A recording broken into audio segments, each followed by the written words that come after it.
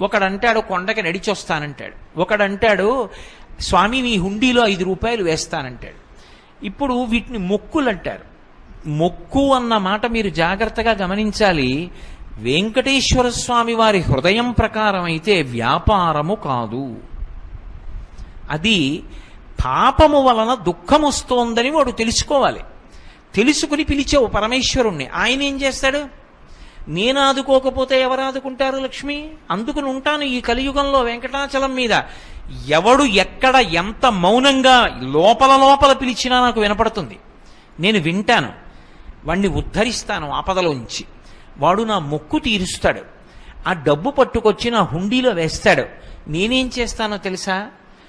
పరమధర్మాత్ముడు నన్ను చూడకుండా ఉండలేక, నాన్నగారిని చూడకుండా ఉండలేక వచ్చినటువంటి కొడుకులా, నన్ను చూడకుండా ఉండలేక వచ్చిన